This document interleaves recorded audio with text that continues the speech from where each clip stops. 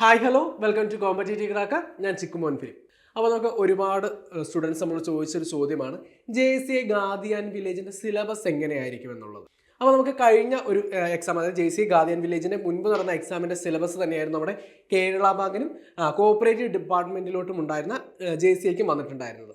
അപ്പോൾ നമ്മൾ ആ ഒരു സിലബസ് ആണ് ഇന്ന് ഡിസ്കസ് ചെയ്യാനായിട്ട് പോകുന്നത്. ആ ഒരു പാഠങ്ങൾ പഠിക്കുമ്പോൾ എന്തൊക്കെ കാര്യങ്ങളാണ് ശ്രദ്ധിക്കേണ്ടത്, എങ്ങനെയാണ് പഠിക്കേണ്ടത് എന്നുള്ള ഒരു കാര്യങ്ങളായിരിക്കും നമ്മൾ ഇന്നത്തെ ഒരു ക്ലാസ്സിൽ ഡിസ്കസ് ചെയ്യുന്നത്. അപ്പോൾ നമുക്ക് വീഡിയോയിലോട്ട് പോകാം.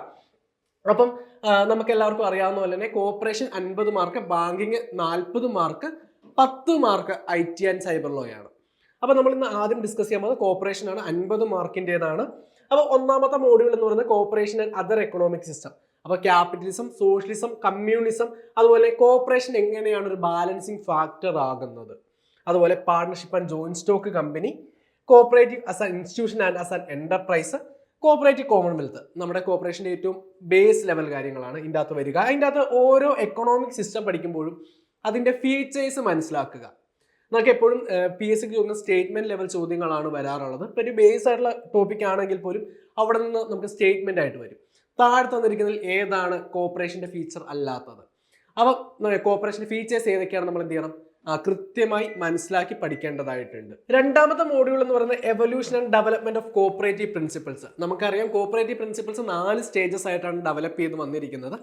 അപ്പോൾ ഓരോ സ്റ്റേജിൻ്റെയും, ആ 4 സ്റ്റേജിൻ്റെയും പ്രത്യേകതകൾ, അതിൻ്റെ അകത്ത് ഏതൊക്കെ പ്രിൻസിപ്പിൾസ് ആയിരുന്നു ഉണ്ടായിരുന്നത്, അതുപോലെ തന്നെ ആരാണ് അതുമായി ബന്ധപ്പെട്ടിരിക്കുന്നത്. അതായത് നമുക്കറിയാം ആദ്യത്തെ സ്റ്റേജ് എന്ന് പറയുമ്പോൾ റോക്ക്ഡെയിൽ പൈനേഴ്സിന്റെ സ്റ്റേജ് ആണ്. അപ്പോൾ അതിൻ്റെ അകത്തുണ്ടായിരുന്ന പ്രിൻസിപ്പിൾ ഏതൊക്കെയാണ്? എപ്പോഴും ചോദിക്കാറുള്ള ചോദ്യമാണ്. താഴെ തന്നിരിക്കുന്നതിൽ റോക്ക്ഡെയിൽ പൈനേഴ്സിന്റെ പ്രിൻസിപ്പിൾ അല്ലാത്തത് ഏതാണ്? അതിൻ്റെ അകത്ത് നമുക്ക് ഓപ്ഷൻസ് അകത്ത് കൺസേൺ ഫോർ കമ്മ്യൂണിറ്റി തന്നിട്ട് ചോദിക്കാറുണ്ട്. അങ്ങനെയുള്ള ചോദ്യങ്ങളാണ് നമുക്ക് ഈ ഒരു രണ്ടാമത്തെ മോഡ്യൂളിൽ നിന്ന് വരുന്നത്. അതുപോലെ തന്നെ ICAയുടെ എസ്റ്റാബ്ലിഷ്മെന്റ്, അതുപോലെ നമ്മുടെ കാർവേസ് അഡീഷൻ ഒക്കെയാണ് നമുക്ക് ഈ രണ്ടാമത്തെ മോഡ്യൂളിൻ്റെ അകത്ത് വരുന്നത്. 5 മാർക്കാണ് കേട്ടോ ഈ ഒരു മോഡ്യൂളിനുള്ളത്.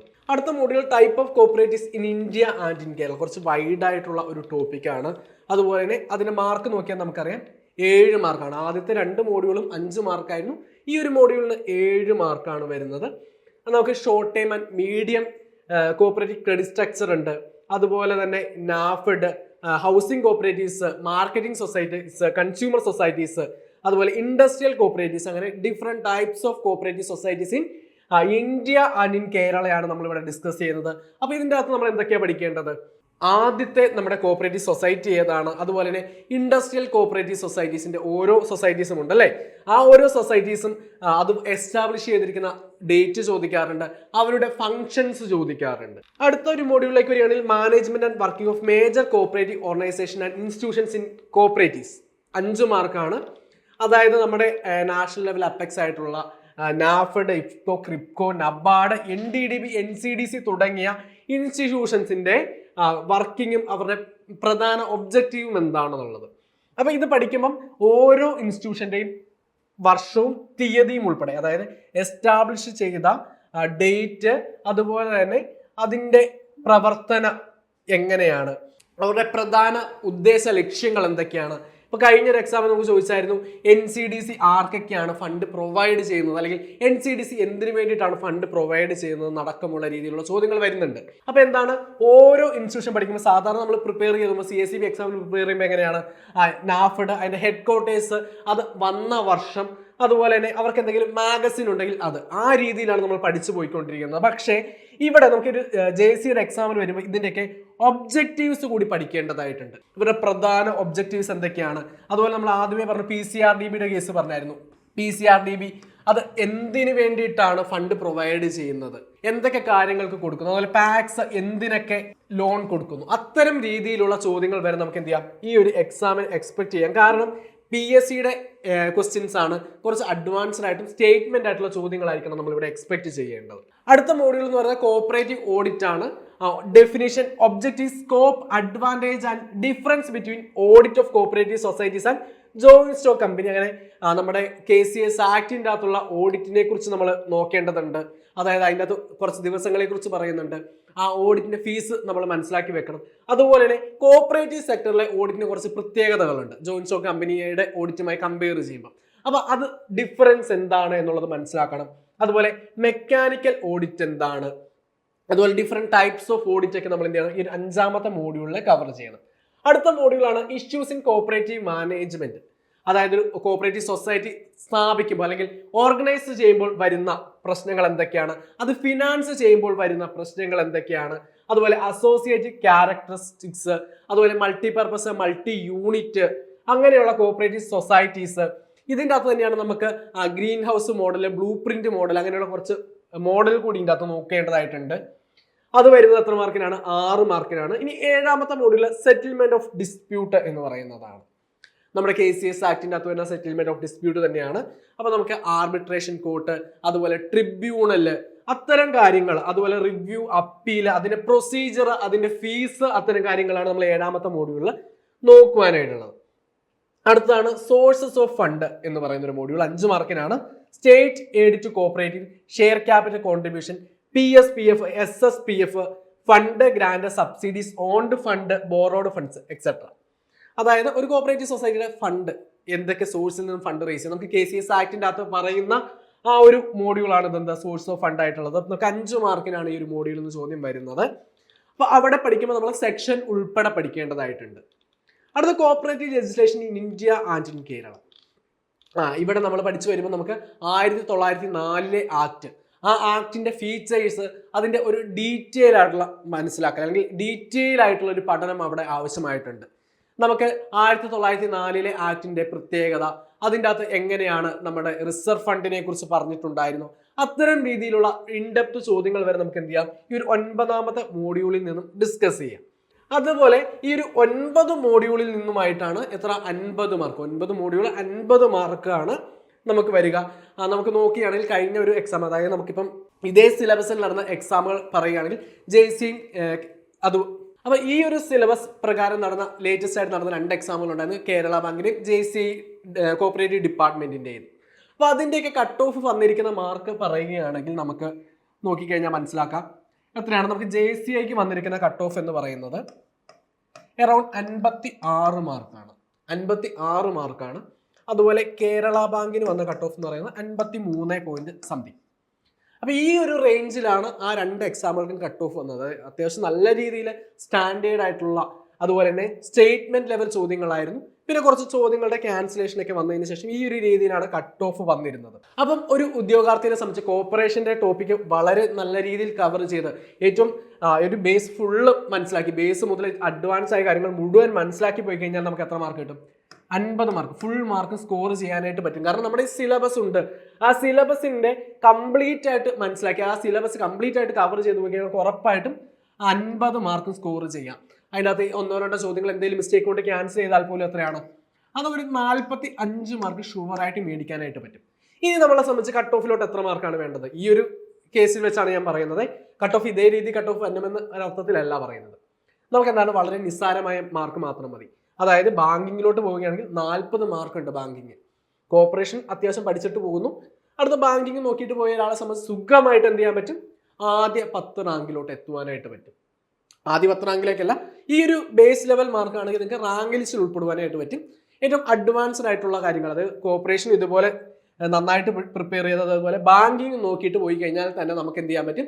ആദ്യ 10 റാങ്കിലേക്ക് ഉൾപ്പെടുവാനായിട്ട് പറ്റും. ഇനി നമ്മൾ ബാങ്കിങ്ങിന്റെ ഡിസ്കസ് ചെയ്യാണ്. ബാങ്കിങ് 40 മാർക്കാണ് ബാങ്കിങ്ങിനുള്ള പാർട്ട് 2-ല്. അപ്പൊ നമുക്ക് commercial banking, origin of the word bank, bank എന്ന വേർഡ് എവിടെ നിന്നുമാണ് ഡിറൈവ് ചെയ്തിരിക്കുന്നത്, അതിനൊക്കെ ഒരു 3-4 ലാംഗ്വേജിനെ കുറിച്ച് പറയാം. ബാങ്കോ, ബാങ്കസ്, ബാങ്ക്യു, അങ്ങനെ ഒരു 3 ലാംഗ്വേജിൽ നിന്നുള്ള വേർഡിൽ നിന്നാണ് ബാങ്ക് ഡിറൈവ് ചെയ്തിരിക്കുന്നത്. അതിൻ്റെ അത് ഹീപ്പ് ഓഫ് മണി, അതുപോലെ ബെഞ്ച്, അങ്ങനെ കുറെ അർത്ഥങ്ങളുണ്ട്. അപ്പൊ ആ ഒരു ലാംഗ്വേജസ് ഏതൊക്കെയാണ്, അതിന്റെ വേർഡ് ഏതൊക്കെയാണ്, അതിന്റെ മീനിങ് ഏതൊക്കെയാണ്, അതുവരെ മനസ്സിലാക്കി വേണം നമ്മൾ പഠിക്കുവാനായിട്ട്. അപ്പം ഇതിൻ്റെ അകത്തൊക്കെ branch banking, correspondent banking, unit banking, അങ്ങനെ ഒരുപാട് ബാങ്കിങ് സിസ്റ്റത്തെ കുറിച്ച് പഠിക്കാനുണ്ട്. അതുപോലെ different types of account, commercial ബാങ്കിന്റെ ഫംഗ്ഷൻ ഒക്കെ എന്ത് ചെയ്യണം, നമ്മൾ ഈ ഒരു മോഡ്യൂളിൽ കവർ ചെയ്ത് പോകണം. അതിനുശേഷം സെൻട്രൽ ബാങ്കിങ്, നമ്മളെ സംബന്ധിച്ച് RBIനെ കുറിച്ച് നമ്മൾ ഡീറ്റെയിൽ ആയിട്ട് മനസ്സിലാക്കണം. അതുപോലെ RBIയുടെ പ്രധാനപ്പെട്ട ഫംഗ്ഷൻസ്, അതിൽ നിന്നുമായിരുന്നു കഴിഞ്ഞ എക്സാമുകൾക്കൊക്കെ ചോദ്യം വന്നിട്ടുള്ളത്. അപ്പം എങ്ങനെയാണ് അതിന്റെ ഫംഗ്ഷൻസ് ഏതൊക്കെയാണെന്ന് കൃത്യമായി മനസ്സിലാക്കേണ്ടതുണ്ട്. അത് ഓരോ കാറ്റഗറി തിരിച്ചും ഓരോ ഫംഗ്ഷനും കൃത്യമായി മനസ്സിലാക്കി പോകണം. ഇനി RBI അസാൻ ഏജന്റ്, അതുപോലെ RBI അസാൻ ബാങ്കേഴ്സ് ടു ബാങ്ക്, അങ്ങനെയുള്ള ഡീറ്റെയിൽ ആയിട്ട് എന്ത് ചെയ്യണം, ആ ഒരു ഭാഗം പഠിച്ചിട്ട് പോകണം. ക്വാണ്ടിറ്റേറ്റീവ് ക്രെഡിറ്റ് കൺട്രോൾ ടെക്നിക്കുണ്ട്, അത് ക്വാളിറ്റേറ്റീവ് ക്രെഡിറ്റ് കൺട്രോൾ ടെക്നിക്കുണ്ട്. അതും കൃത്യമായി മനസ്സിലാക്കണം. ഏതാണ് ക്വാണ്ടിറ്റേറ്റീവ് ഏതാണ് ക്വാളിറ്റേറ്റീവ് എന്ന് നമുക്ക് എന്ത് ചെയ്യണം, തിരിച്ചറിയാൻ പറ്റുന്ന രീതിയിൽ വേണം നമ്മൾ പഠിക്കാൻ. ഇനി മൂന്നാമത്തെ മോഡ്യൂളിലേക്ക് പോവുകയാണെങ്കിൽ Indian commercial banking pre liberalisation period. അതായത് നമ്മൾ LPG എന്നൊക്കെ പറയാറുണ്ട്, ലിബറലൈസേഷൻ, പ്രൈവറ്റൈസേഷൻ, ഗ്ലോബലൈസേഷൻ. അതിന് മുൻപുള്ള ഇന്ത്യൻ കൊമേഴ്ഷ്യൽ ബാങ്കിങ്ങിന്റെ ആ ഒരു ഹിസ്റ്ററിയാണ് ഇവിടെ നമ്മൾ പഠിക്കേണ്ടത്. ഇവിടെ നമ്മൾ പഠിക്കുമ്പോൾ എന്തൊക്കെ കാര്യങ്ങൾ നോക്കേണ്ടതുണ്ട്? ഇമ്പീരിയൽ ബാങ്കിന്റെ ഫോർമേഷൻ, അത് SBI ആയിട്ട് കൺവേർട്ട് ചെയ്യുന്നു. SBIക്ക് ഒരുപാട് സബ്സിഡറീസ് ഉണ്ടായിരുന്നു, അവരുടെ മേർജിങ്, ഇതൊക്കെ നമ്മൾ എന്ത് ചെയ്യണം, കൃത്യമായിട്ട് മനസ്സിലാക്കേണ്ടതാണ്. അതുപോലെ lead bank, district credit plan, അങ്ങനെയുള്ള കാര്യങ്ങളാണ് ഈ ഒരു മോഡ്യൂൾ കവർ ചെയ്യേണ്ടത്. നമുക്ക് കിട്ടുന്നത് എത്ര മാർക്കാണ്? 4 മാർക്കാണ്. അടുത്തത് Indian commercial banking post liberalisation. ലിബറലൈസേഷന് ശേഷം നമ്മുടെ കൊമേഴ്ഷ്യൽ ബാങ്കിങ്ങിൽ ഉണ്ടായിരിക്കുന്ന അഡ്വാൻസ്മെന്റ് എന്തൊക്കെയാണ്? ലോക്കൽ ഏരിയ ബാങ്ക് ഉണ്ട്, സ്മോൾ ഫിനാൻസ് ബാങ്ക് ഉണ്ട്, അതുപോലെ തന്നെ നബാർഡിന്റെ ഇനിഷ്യേറ്റീവ് ഫോർ ഫിനാൻഷ്യൽ ഇൻക്ലൂഷൻ. ഇതൊക്കെയാണ് നമുക്ക് ഈ ഒരു മോഡ്യൂളിൽ പഠിക്കുവാനായിട്ടുള്ളത്. അടുത്താണ് ബാങ്കിങ് ലെജിസ്ലേഷൻ ഇൻ ഇന്ത്യ. നമ്മളെ സംബന്ധിച്ച് ഏതാണ്? BR act. അതിന്റെ ലേറ്റസ്റ്റ് അമെൻമെന്റ് ഉൾപ്പെടുത്തി വേണം നമ്മൾ പഠിക്കുവാനായിട്ട് കേട്ടോ. അത് പഠിച്ചു കഴിഞ്ഞാൽ നമുക്ക് എത്ര മാർക്ക് കിട്ടും? 4 മാർക്ക്. ഇതിനകത്ത് പ്രധാനപ്പെട്ട ചില സെക്ഷൻസ് ഉണ്ട്, പ്രീവിയസ് വന്നിട്ടുള്ളതും ഇമ്പോർട്ടൻ്റ് ആയിട്ടുള്ള സെക്ഷൻസ് ഉൾപ്പെടെ വേണം നമ്മൾ പഠിക്കാനായിട്ട്. അടുത്ത പ്രാക്ടീസസ് ഓഫ് ബാങ്കിങ്, അതുപോലെ banker customer relationship, general and special relationship, അതുപോലെ തന്നെ bankers right to appropriate Clayton's rule, അതും നോക്കാനായിട്ടുണ്ട്. അതുപോലെ joint account, account of partnership firm, joint stock companies, club, association എന്നിവരുടെയൊക്കെ അക്കൗണ്ട്സ്, ഇതിനെക്കുറിച്ചൊക്കെ എന്ത് ചെയ്യണം, കൃത്യമായി മനസ്സിലാക്കി പോവുകയാണ് ഇവിടെ വേണ്ടത്. ഈ ഒരു മോഡ്യൂളിൽ എന്താണ് കൃത്യമായി മനസ്സിലാക്കി പോകണം. ഇനി ബാങ്കർ കസ്റ്റമർ റിലേഷൻഷിപ്പ്, അതിൽ നിന്നൊരു ചോദ്യം എന്തായാലും ഉണ്ടാകാം. ഹൈപ്പോത്തിക്കേഷനോ അതുപോലെ പ്ലെഡ്ജോ അല്ലെങ്കിൽ ഗോൾഡോ അല്ലെങ്കിൽ സെക്യൂരിറ്റി എന്തെങ്കിലും ഡെപ്പോസിറ്റ് ചെയ്യുന്ന സെക്യൂരിറ്റി എന്ത് ചെയ്യുന്നു, സേഫ് കസ്റ്റഡിക്ക് കൊടുക്കുന്ന കേസിനെയൊക്കെ നമുക്ക് ചോദിക്കാറുണ്ട്. അപ്പൊ ആ ഒരു കാര്യം കൃത്യമായി മനസ്സിലാക്കണം. അടുത്ത law relating to negotiable instrument, ആദ്യം നമ്മൾ പഠിച്ചത് ഏതാണ്? BR ആക്ടിനെ കുറിച്ചാണ്. അടുത്ത നമുക്ക് എന്താണ്? Negotiable instrument act. അതിൻ്റെ അകത്ത് പ്രധാനപ്പെട്ട ചില സെക്ഷനുകൾ പഠിക്കുവാനായിട്ടുണ്ട്. അവിടെ നമ്മൾ പഠിക്കുമ്പം promissory note, bill of exchange, cheque, അതുപോലെ endorsement, crossing, general crossing, special crossing, double crossing, അതിൻ്റെയൊക്കെ സെക്ഷൻ ഉൾപ്പെടെ വേണം നമ്മൾ പ്രിപ്പയർ ചെയ്ത് പോകുവാനായിട്ട്. അങ്ങനെ 7 മോഡ്യൂള്. അടുത്തത് 8ാമത്തെ module agriculture and micro finance by bank. നമ്മുടെ കിസാൻ ക്രെഡിറ്റ് കാർഡ്, അതുപോലെ തന്നെ നബാർഡിന്റെ എസ്റ്റാബ്ലിഷ്മെന്റ്, നബാർഡുമായി ബന്ധപ്പെട്ട് നബാർഡ് പ്രൊവൈഡ് ചെയ്യുന്ന കുറച്ച് സർവീസുകളുണ്ട്. അത്തരം കാര്യങ്ങളൊക്കെയാണ് നമ്മൾ 8ാമത്തെ മോഡ്യൂൾ നോക്കുന്നത്. എത്ര മാർക്കാണ്? 4 മാർക്കാണ് കിട്ടുക. അടുത്ത ടെക്നോളജിക്കൽ അഡ്വാൻസസ് ഇൻ ബാങ്കിങ്. നമ്മളെ സംബന്ധിച്ച് എന്താണ്, നമ്മൾ നിത്യം ഉപയോഗിക്കുന്ന കുറച്ച് കാര്യങ്ങളുണ്ട്. UPI, NEFT, ECS, RTGS, NEFT, IMPS പോലുള്ള കുറച്ച് കാര്യങ്ങൾ. അപ്പൊ അവിടെ പഠിക്കുമ്പോൾ എന്തൊക്കെ കാര്യങ്ങളാണ് നമ്മൾ നോക്കേണ്ടത്? അവിടെ നമ്മൾ നോക്കേണ്ട കാര്യം വെച്ച് കഴിഞ്ഞാൽ ഓരോ ഇതും വന്ന വർഷങ്ങൾ നോക്കേണ്ടതുണ്ട്. അടുത്തത് അത് കൊണ്ടുവന്നത് ആരാണ്? NBCI ആണോ RBI ആണോ കൊണ്ടുവന്നത്? അടുത്തത് എന്താണ്? അവരുടെ മിനിമം ലിമിറ്റ്, അടുത്തത് മാക്സിമം ലിമിറ്റ് എത്രയാണ്? അത്തരം കാര്യങ്ങളൊക്കെ എന്താണ് ഒരു ടേബിളായിട്ട് പ്രിപ്പയർ ചെയ്ത് കറക്റ്റ് ഐഡന്റിഫൈ ചെയ്ത് പഠിക്കുവാനായിട്ട് ശ്രമിക്കുക. അടുത്ത ഒരു മോഡ്യൂൾ എന്ന് പറയുന്നത് reason trends in Indian banking, camel's models, അതുപോലെ ക്രാർ, NPA, അതുപോലെ തന്നെ സാർഫേസി ആക്ട്, അങ്ങനെയുള്ള കാര്യങ്ങളൊക്കെയാണ് നമ്മളിവിടെ പഠിക്കേണ്ടത്. ഇതിൻ്റെ അകത്ത് തന്നെ കുറച്ച് പുതിയ യോജനകൾ അല്ലെങ്കിൽ പ്രധാനമന്ത്രിയുടെ കുറച്ച് സ്കീമുകൾ പഠിക്കാനായിട്ടുണ്ട്. പ്രധാനമന്ത്രി സുരക്ഷാ ബീമാ യോജന, പ്രധാനമന്ത്രി ജീവൻ ജ്യോതി ബീമാ യോജന, അടൽ പെൻഷൻ യോജന. ഈ ഒരു യോജനകൾ പഠിക്കുമ്പോൾ അവർക്ക് കുറച്ച് ഏജിന്റെ കാര്യം പറയാറുണ്ട്. എത്ര വയസ്സ് മുതൽ എത്ര വയസ്സ് വരെ ഉള്ളവർക്കാണ് ഇതിൻ്റെ അകത്ത് പങ്കെടുക്കാനായിട്ട് പറ്റുക, അല്ലെങ്കിൽ ഈ ഒരു യോജനയിൽ അംഗമാകാൻ പറ്റുക, അതിന്റെ എമൗണ്ട് എത്രയാണ്, കോൺട്രിബ്യൂഷൻ എത്രയാണ്, അതിൽ ജോയിൻ ചെയ്ത് കഴിഞ്ഞാൽ നമുക്ക് എന്താണ് ബെനിഫിറ്റ് കിട്ടുക. ഇത്തരം കാര്യങ്ങളാണ് ഈ 10ാമത്തെ മോഡ്യൂൾ നമ്മൾ മനസ്സിലാക്കേണ്ടതുള്ളത്. അങ്ങനെ 10 മോഡ്യൂളിൽ നിന്നും 4 മാർക്ക് വീതം എത്രയാണ്? 40 മാർക്ക്. ഇവിടെ നിന്നും സുഖമായിട്ട് എന്ത് മാർക്ക് മേടിക്കാം? ഫുൾ മാർക്ക് തന്നെ മേടിക്കാനായിട്ട് ഒരു അത്യാവശ്യം നോക്കിയിട്ട് പോകുന്ന ഒരാളെ സംബന്ധിച്ച് ഇത് ബാങ്കിങ്ങിനെ കുറിച്ച് എന്താണ് അഡ്വാൻസ്ഡ് ആയിട്ടുള്ള ചോദ്യങ്ങൾ വരാൻ സാധ്യതയുള്ള മേഖലയാണ്. കാരണം കോർപ്പറേഷൻ സംബന്ധിച്ച് നമ്മൾ എന്താണ് ബേസ് കാര്യങ്ങൾ തന്നെയാണ്. എന്നാൽ ബാങ്കിങ് അഡ്വാൻസ്ഡ് ആയിട്ടുള്ള ചോദ്യങ്ങൾ വരാം. എന്നാൽ ഈ ഒരു 40 നമുക്കൊരു 30 മാർക്കെങ്കിലും സുഖമായിട്ട് സ്കോർ ചെയ്യാനായിട്ട് പറ്റും. 50 നമ്മൾ ആദ്യം പറഞ്ഞു, 45 മാർക്ക് പറഞ്ഞു, ഇവിടെ ഒരു 30 മാർക്ക് കൂടെ പറഞ്ഞ് 75 മാർക്ക് എന്താണ് സിമ്പിളായിട്ട് നമ്മുടെ സബ്ജക്റ്റിൽ നിന്ന് സ്കോർ ചെയ്യാൻ പറ്റും. അത്യാവശ്യം ഒരു സ്റ്റാൻഡേർഡ് ലെവലിലുള്ള ചോദ്യങ്ങളാണ് വരുന്നത് എങ്കിൽ ഇൻ കേസ് നമുക്ക് എന്താണ് ഏറ്റവും ഈ ഒരു കേസിൽ അല്ലെങ്കിൽ PSCയുടെ ഈ ഒരു എക്സാമുകളിൽ ഈ വരാൻ പോകുന്ന JC ആയിക്കോട്ടെ, KS കാർഡ് ആയിക്കോട്ടെ, നമ്മൾ എക്സ്പെക്ട് ചെയ്യുന്നത് എന്ന് പറയുന്നത് സ്റ്റേറ്റ്മെന്റ് ലെവൽ ക്വസ്റ്റ്യൻസ് ആണ്. അതുപോലെ ആപ്ലിക്കേഷൻ ലെവൽ ചോദ്യങ്ങൾ ഉണ്ടാവാം. അതായത് സിമ്പിളായിട്ട് പെട്ടെന്ന് ആൻസർ ചെയ്യുവാനായിട്ട് പറ്റുന്ന രീതിയിലായിരിക്കില്ല ചോദ്യങ്ങൾ വരിക. സ്റ്റേറ്റ്മെന്റ് ആയിരിക്കും, നല്ല രീതിയിൽ സ്റ്റേറ്റ്മെന്റ് ചോദ്യങ്ങൾ ഉണ്ടാവും.